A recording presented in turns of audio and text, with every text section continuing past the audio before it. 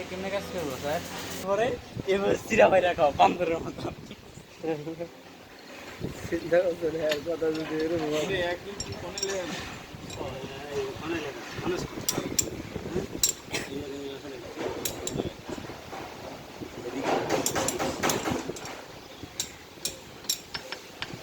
আমি